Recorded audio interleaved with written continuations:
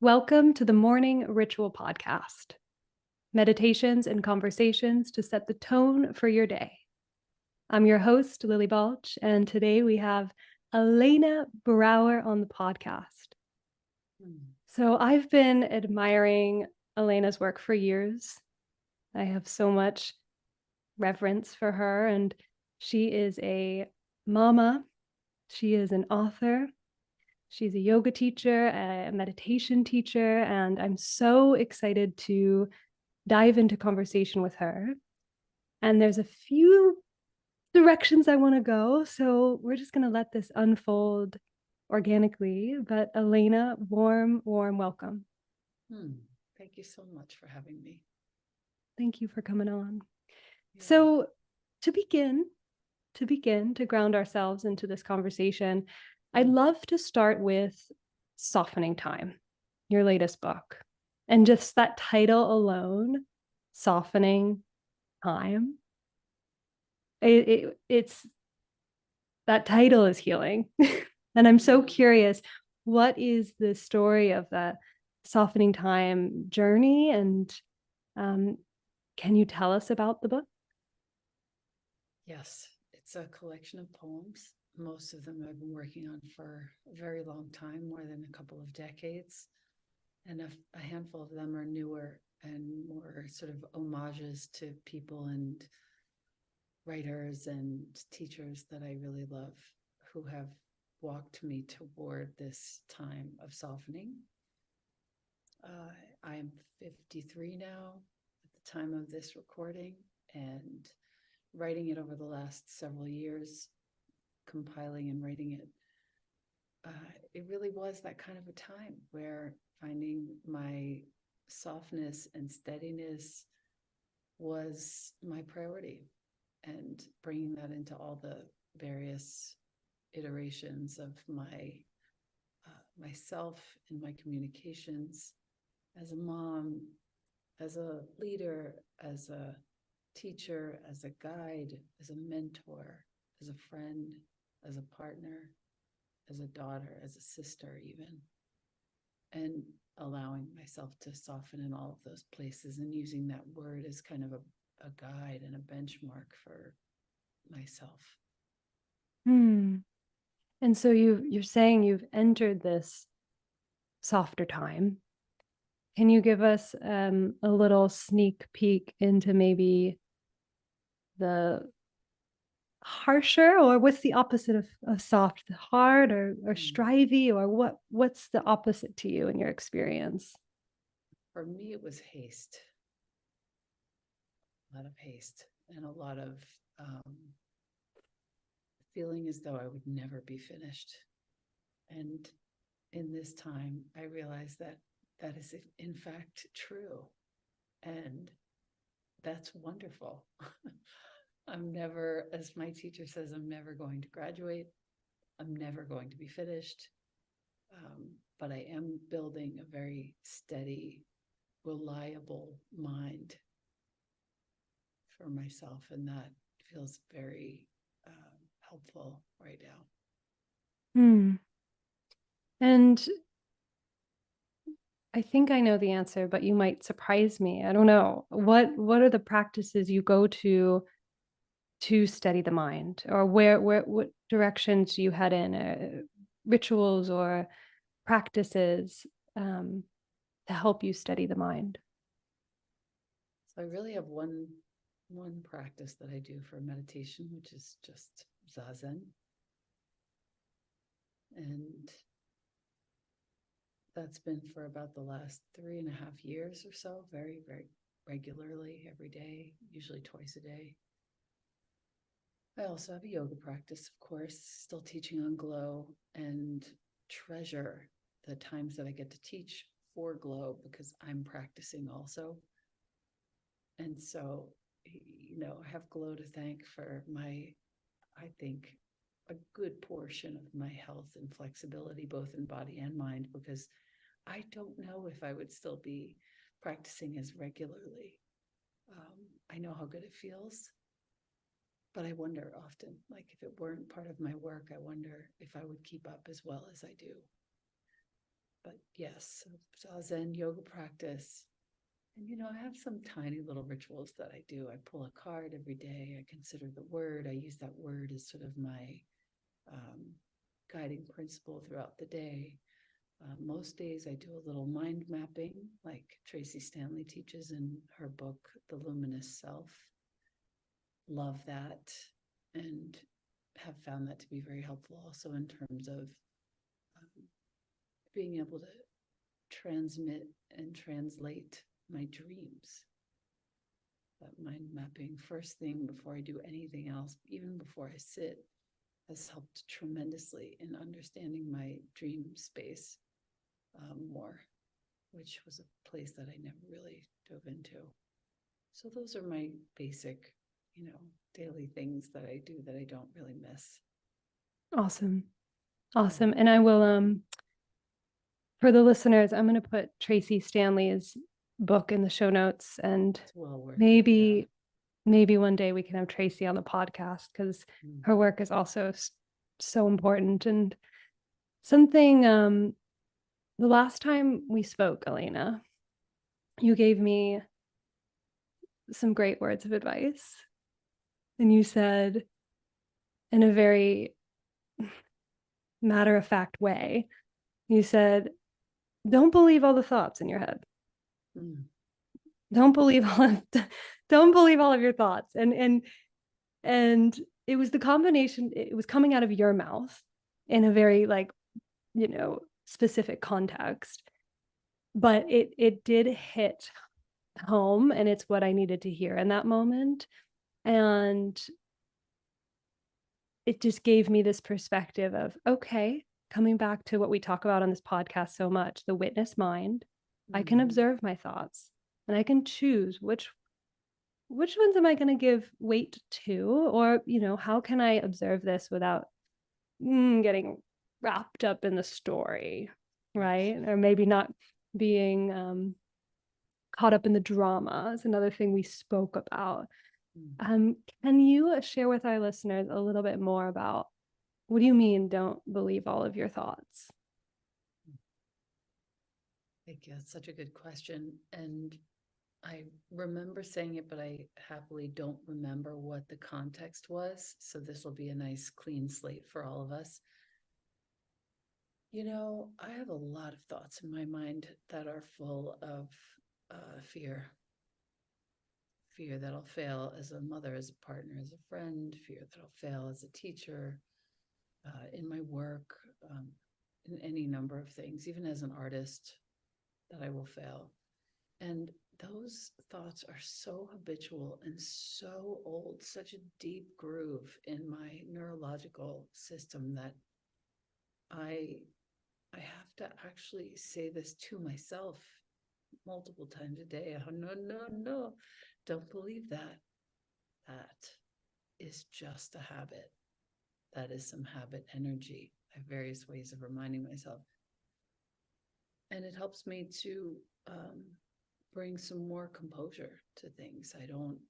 If I don't believe every single thought, I'm having a very smooth, fluent path today, a completion each day, rather than this sort of fractured lightning bolt energy going this way and that, worry.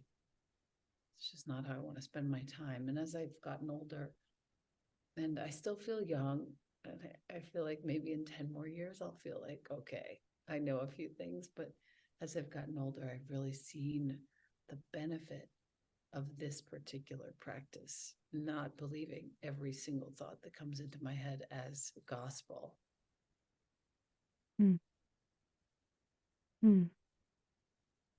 Yeah, and that brings me into your work and the larger work of NVC, nonviolent communication, which I first heard out of your mouth.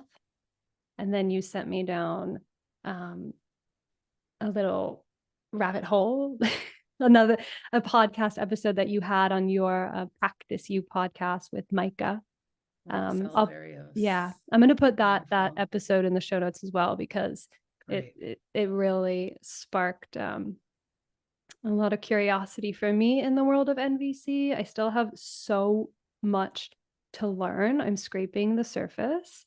But Yes. for our listeners, can you give us an overview of NVC? And in my brain, and maybe this isn't true, but it's all about like starting from being able to show yourself empathy is sort of the baseline of the work, and then it spills out. Is that right? Yeah. So the what NVC did for me was help me to remember that we have just this present moment.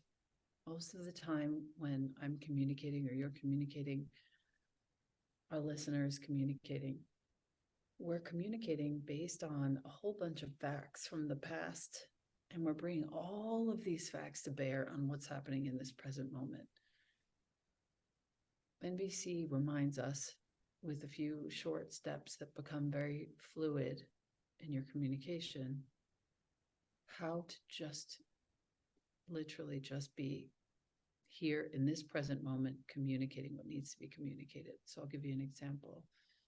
The 4 steps in nonviolent communication: observing,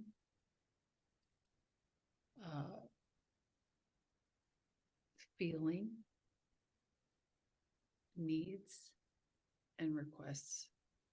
So the first thing I'm doing is just saying, okay, say James, my partner, is kind of short with me.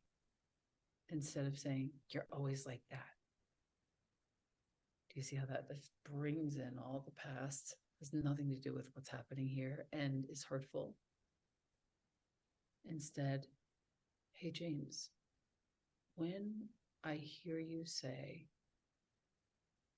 that I didn't tell you with enough time in advance about this plan. So that's an observation. That's a good observation. Keeps us both in the present. This is what really just happened. There's no judgment in this observation. There's no, when I hear you meanly say, no, it's just when I hear you say that I didn't give you enough time. Then I give my feeling, second step. I feel alone because my need, third step, my need for kindness, mutual respect, clear communication was not met. Fourth step, the request. Next time I fuck up and don't give you enough time for the plan, would you mind being just a little more resilient for me and kind with me so that we can move past my mistake? And then it becomes, and I don't even think that request is perfect in its configuration or structure, NVC wise. But what it does is it brings us together. It allows our communication to be a little more easeful and artful. And he can hear me. He definitely would not hear me if I said, you're always so fucking mean or something like that. That's not what I would say because he's not mean, but you get the idea. So observations, feelings, needs that are not being met, requests for the next time.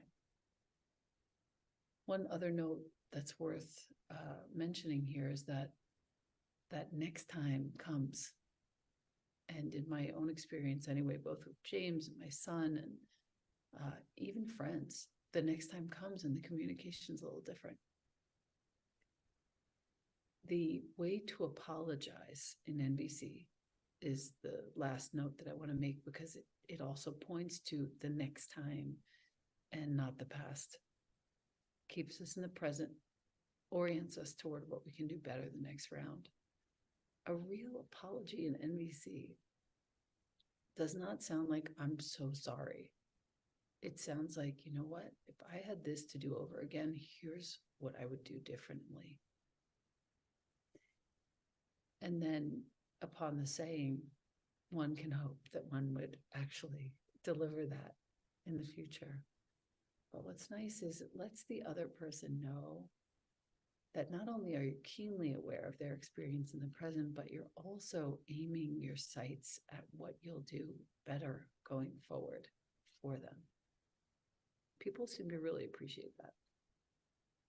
And there have been a few apologies in my life that I wish I could have delivered. I delivered them to the air or to a piece of paper that were then burned because that person didn't want to be in touch with me.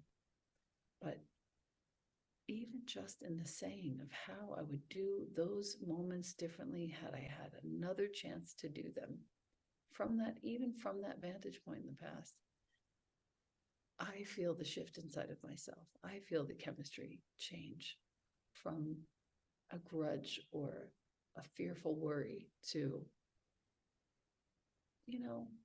a certainty that I would handle that much better given another chance. So NVC is a real freedom and a real kind of release from the capabilities you think you have or don't have based on your upbringing, based on your family, a release into who you want to be right now and how you want to compose yourself. So I really appreciate that practice so much. And I help my teacher facilitate once a year, Judith Lassiter. She teaches a beautiful 16-hour NVC course online. The next one is in September of 2024. And it's a real honor to watch her work with everyone. And occasionally she asks for my input, which is a great honor for me. But mostly I'm just observing and facilitating the tech and learning a great deal each time. Sign me up. Yeah. September really 2024. Good. Okay. Exactly. September Awesome. into October. Great. And so let's take a situation where you might be really versed in NVC, and you're in a conversation with somebody who's never been exposed to this, and they're not necessarily great communicators. They don't know how to ask for what they need, and the communication, you're not on the same wavelength, let's say, for lack of better words. Has this practice helped you receive maybe poor communication in a healthier way? Most definitely. I'm now a hospice volunteer. So there's a lot of angst, frustration, anxiety, fear, all kinds of chemistry running through the families and the person who's actually in transition. And NVC helps me to have a lot of compassion. One of the main practices that Judith teaches in the course, and you'll see this when you take it, for the first 3 to 4 weeks, that's, 6 to 8 hours. She's strictly teaching about self-empathy. And what does that mean exactly? I didn't get it for the longest time. It means there's also NVC within oneself. So often I find myself when I'm in those settings for hospice, washing dishes or preparing a meal for somebody, or just like sort of mediating an argument, sometimes even asking people to leave a home because they're really not being helpful to the person who's dying. I notice the feeling that I'm having. I make the observation within myself. Step 1, wow, I feel really anxious right now. My need for order is not being met. How human of me.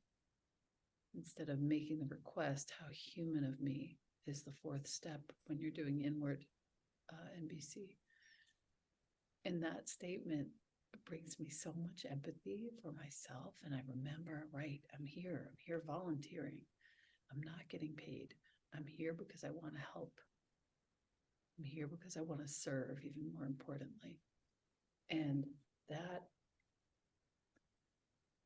moment of how human of me, and even placing a hand on my heart, helps me to answer your question, helps me to be very present for people, even when their communication isn't whatever we would call optimal from the perspective of where we are. I'm going to pause 1 second because I can hear my son leaving for school. I'm going to wait 1 second, say goodbye to him, and come Of course. back. Is that okay? Of course. Take your time. Great.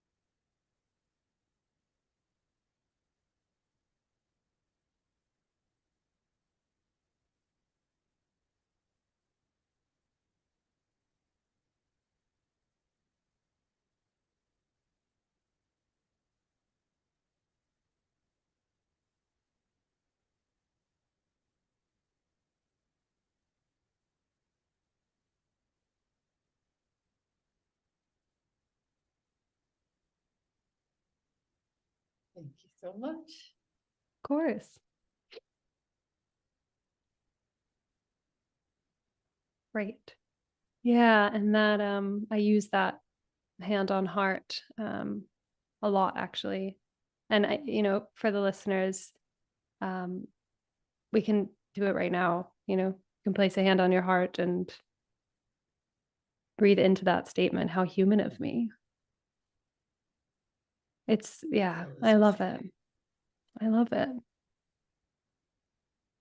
Yeah. And I'm always fascinated with relationships and communication because I didn't grow up in a household that had like the healthiest of communication. And as a little girl who was taught to just be kind, and if you don't have anything nice to say, don't say anything at all, kind of stuff. It's been a journey of learning how to ask for what I need. So that last part of the request is so huge.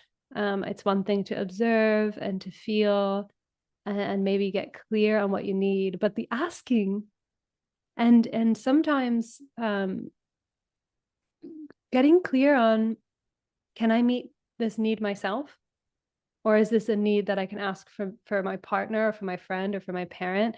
That is blurry to me sometimes because as an independent gal, I like to think, oh, fine, I'll just meet this need myself. But then that creates distance, doesn't it? I don't know. Yeah. I mean, for me, the very simplest form of this practice has led to a lot more clarity and ease in my relationships. Keeping it very simple. First, reminding myself of how human I am to feel this way, then going into the actual flow of communication with the other person. And just, there's no accusation anymore. There's an open hand. There's nothing to take from me. There's just, if you could do it this way next time, that would be so helpful for me. And if not, I'll have to work with that too. That's been my experience, just to keep it as simple as possible and know that anything we do toward being less violent inside of ourselves or with another person, even with our words, is of use to this world. Yeah. Yeah. Well, I look forward to diving deeper into NVC, and it's going to be something I'm sure is lifelong. You don't land anywhere with it, do you? You keep growing with it, and different people probably come into your life to challenge it a little bit, maybe, or show you new lessons. So I'm sure it will continue for the rest of our lives. But I have a request, and it's okay if you can't deliver. But Sure. the there was, I think, an Instagram live that you did, and you shared, it was a poem or an excerpt about like talking back to your 30-year-old self. Do you know what I'm talking about? Yes, of course. It's a poem in softening time, dear 31-year-old self. Could you read it for us? Good. I would have to pull it up online because I'm out of copies. So let me find it here in my computer. Shouldn't take but a moment. Cool. Okay, here we go.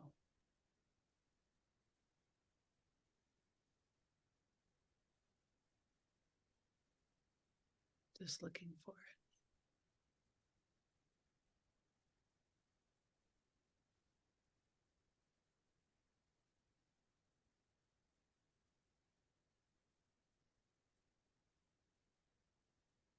Oh no, it was called I Am. No, I wonder if it's I Am where I start. I am that 4-year-old with a patch over her eye, scorned and ridiculed. I am that 5-year-old who has trouble using the bathroom in kindergarten. I am that 6-year-old who doesn't read quickly enough for her teacher. I am that 7-year-old who doesn't have many friends. I am that 8-year-old who longs to be cool. I am that 9-year-old who gets in trouble for talking in class. I am that 15-year-old who blatantly lies, disrespecting her teachers and parents. I am that 16-year-old who's stoned in class, sleeping on desks. I am that 17-year-old who tries to control her life by eating almost nothing. I am that 20-year-old who sacrifices her health for her grades. I am that 25-year-old who gives her body away to be loved. I am that 35-year-old who's scared to have a child. I am that 43-year-old who still feels lost. I am that 44-year-old who's just begun her sober journey. I am that 50-year-old who's beginning to know who she is. I am that 51-year-old writing this down, shedding her skin. I am that prayer. I am the one who prays. I am the one who answers.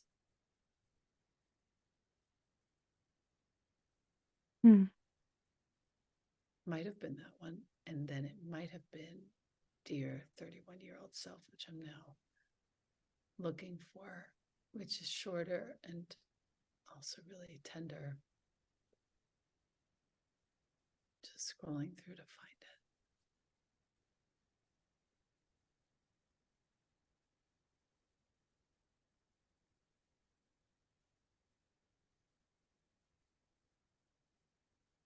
it. Sacrificing her health for her grades. Like, Right. too common. Hi, Jones. Bye, honey. Have a great day. There you go. Right. Dear 31-year-old self. One sec till he leaves.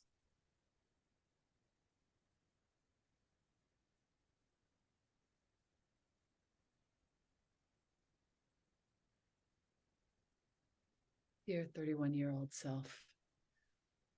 Shower yourself with empathy every time it hurts. No need to give your power away or prove your intelligence. Love your mother more. Record your grandmother's voice. Respect your body, your lungs, your light. You are surrounded by benevolent forces, and you never need to be right. Treat yourself with deepening, widening kindness.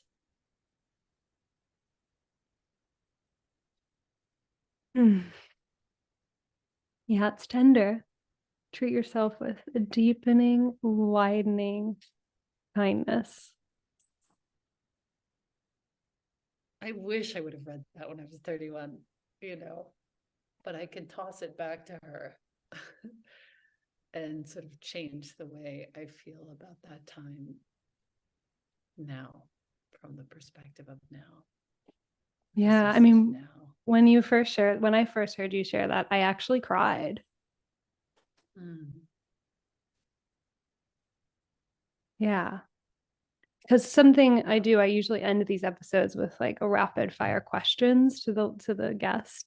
And sometimes I'll ask, what would you? Yeah, and we could do that. And I'll just make some new ones up on the spot. Yeah, yeah. But one question I usually ask is like, what advice would you give your like 25 or 30-year-old self? And to me, that was kind of the answer to that question. Empathy and kindness and just some practical advice. Be kind to your lungs or whatever. Yeah, don't abuse your lungs like I did. Yeah, respect your light. So many things. You don't have to prove everything. Yeah, yeah. Exactly. Especially your intelligence. I look back now and I spent a lot of time, kind of making sure people knew how smart I was. It's so funny. And now it just has no relevance. Yeah. Kindness is so much more important than intelligence. Yeah. Well, why don't we end with those rapid fire questions? Cool. Okay. So, well, first one, are you a morning person or a night owl? A little bit of both. If I had to really choose one, it would be morning for sure. Okay, but a little bit of both. So you still have some juice in the evening. Yeah, I find myself really enjoying the evening time. Like, I just finished raising my kid. He's now 17. He's heading out very soon of the house. And nighttime is so lovely. It's so delicious. Grab my book, read 100 pages, lay on the biomat. It's very luxurious and quiet. So I really appreciate it. And so, since you're on the Morning Ritual podcast, we're going to focus on the morning. So in the morning when you get up, yes. What's your favorite way to start the day? Mind mapping, as I said. I'll reiterate that from Tracy's book, The Luminous Self. Choosing a word, and most days it's actually a word that I derived from another practice in that book called the do list. I'm not going to spoil it for you because it's so profound, but my do word turns out to be wait, which is a really interesting do word. And most days I'll start my mind map with wait at the center. And then there are certain things that go around the map, everything from community to how you're sort of feeding yourself. And it's nice to just reiterate that before the day even gets going. Next thing, tongue scraping, oil pulling, sitting. Often yoga glow, recording, practicing, sometimes writing. I'm almost finished with my next book. Morning is my favorite time to write as well. So clear. And 3 times a week, I do a weight workout. 2 times a week, a cardio sprint, either on the hills or on the trampoline, where I'm just doing cardio for like 20 minutes, jumping the best. Yeah, that's my morning. And then I get going on processing email and have a tea and so forth. Nice. Nice. Something that I just thought about your do word wait, and kind of circling back to communication. This week I heard someone say like, wait, why am I talking? Like before you speak, wait, and WAIT, why am I talking? And I found that funny, and I also love it. I'm going to use it. Is what coming out of my mouth? Is this actually something I need to be saying or want to be saying?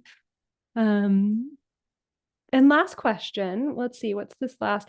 Well, it's really more of a request, but Hmm. could you guide me and all the listeners in a little teeny tiny, like minute long practice to help us set an intention for the rest of the day? Sure. Okay. Wherever you are, just get comfortable. If you're lying down, you're sitting down, you're resting your head, or you're sitting upright. Lengthen your spine wherever you are. Allow your attention to rest on the flow of your breathing, the natural flow of your breathing.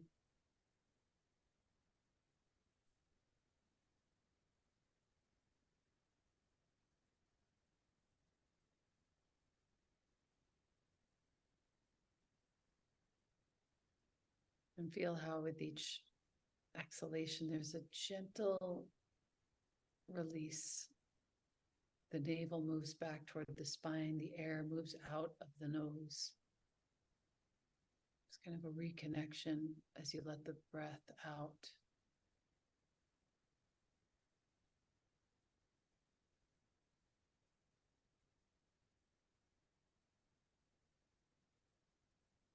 And then you can begin to notice that what's being let out is truly what needs to go in order for you to feel connected to what's happening right now, this present moment, this day that is unfolding.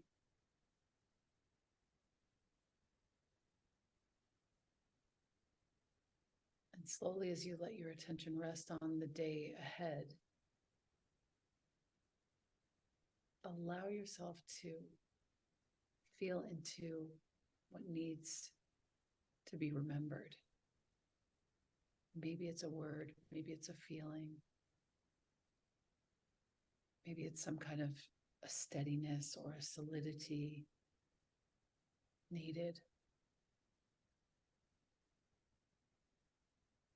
And allow that word, sentiment, concept to sort of permeate your being now as you breathe. Inhaling and exhaling naturally.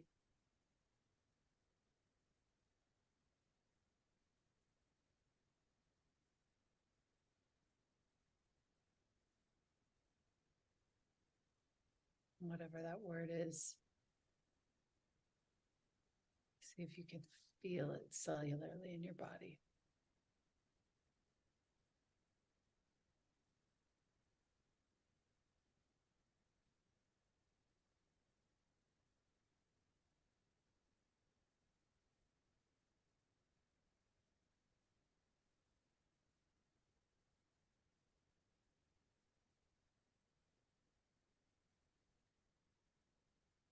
And then gently, as we close, consider one situation that's coming today. Let no fear enter your body right now, but just consider that situation and bring to it this word, this concept, this remembrance.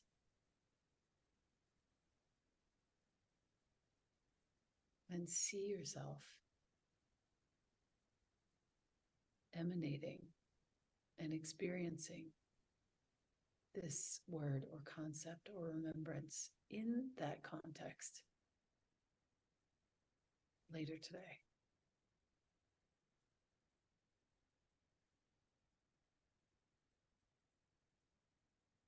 Let that comfort you. And then come back to the present, zipping into your body, allowing the breath to flow and come and go. And with 3 more exhalations, allowing your body to release whatever is not going to serve this intent today.